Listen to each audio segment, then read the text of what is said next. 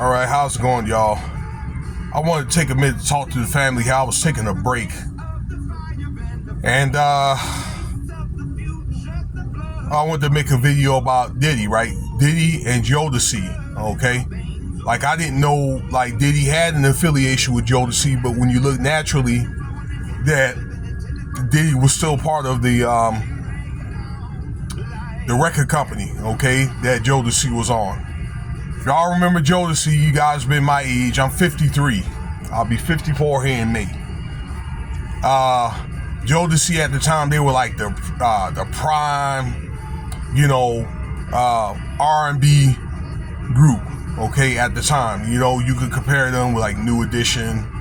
Trying to take somebody else back then too, 112. All right, but they were kind of like what was going on like in the 90s, okay? They were kind of like at that New Jack Swing type era, but it was like the end of that era, beginning of like maybe the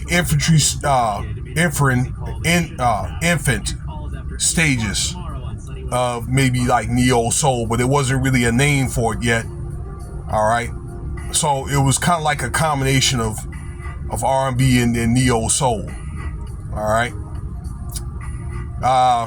And they sold millions of records, though. They were a great group. They had Casey, JoJo, Mr. Dalvin, and Devontae Swing. Okay. Anyway, the CEO of the Bad Boys at the time, Kirk Burrows, is filing a lawsuit against Diddy. I made a video about that, and he's added his testimony to this indictment that's going to come out in May, okay, because the FBI may find, some very disturbing stuff about Diddy. Government name Sean Combs, okay, as they're trying to put together like a profile of Diddy, okay. Right now, he is innocent until proven guilty of several things, of SA, like a RICO, okay.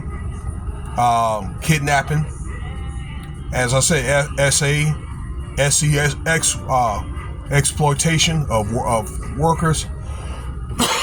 Excuse me. Okay. Potential dubious work practices. The bottles with the baby oil. And also weapons, okay? They had the weapons that they found in his house with the serial number scratched off of them. Okay? Give me a sec here. I'll be right with you guys. Okay, so back to the story here.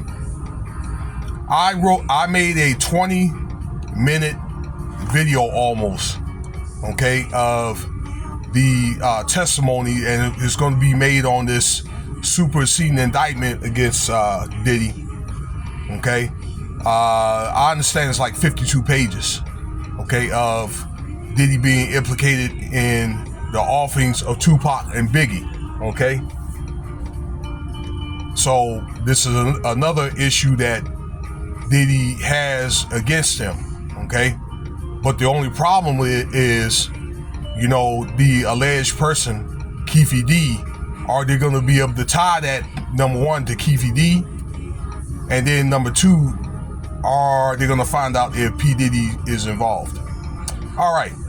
But another part of this video is with the group Jodeci that he put in the indictment. Okay. I say that because this is a group I know a lot of people had loved. Okay, that he was basically mistreating this group. I mean, you would never think that, but believe me, you know what I'm saying, these guys were being mistreated. So let me get into the story. According to this motion that he is added to the indictment, this is from 91 to around 96. All right. Diddy was like the talent developer for Uptown, okay, although he was making his transition out to Bad Boy, okay, that they was looking at doing that, okay, which Bad Boy was actually formed around 1993, 1994, okay, but he had helped work with Jodeci on their first album, which came out in 1991, and the second album that came in 1993. And according to this statement that Kirk Burrows made, that between him and Diddy and Jodeci, that they had some problems, okay? That I guess he declared, or Jodeci declared upon his statement, that Diddy was a very difficult person to work with, and Jodeci was not letting, or Diddy was not letting Jodeci go on with their natural talent, okay? So I don't know what all that is about, but they've had problems. And so they did the first album, the second album, which they did sell millions of copies, okay? But it got to where after the second album, and there must have been time for contract negotiations, Jodeci did not want to work with Diddy anymore, okay? The group, that is, okay? So soon after that, according to Kirk Burrows' statement, that these guys, Jodeci, they were hog-tied and beaten in their homes in New Jersey, okay? And they were assaulted. So, but I'm thinking this had to go on longer than that, okay? Even when they did work together, okay, that these guys were being mistreated. Well, it got to a point around 1995, Jodeci asked Suge Knight for some help. And Suge Knight, you know, at the time had flew out to New York. Now, Suge Knight was with Death Row Records, okay? It was either that or he was trying to get Death Row put together, okay, around that time. All right, so they was kind of in their infancy stages too.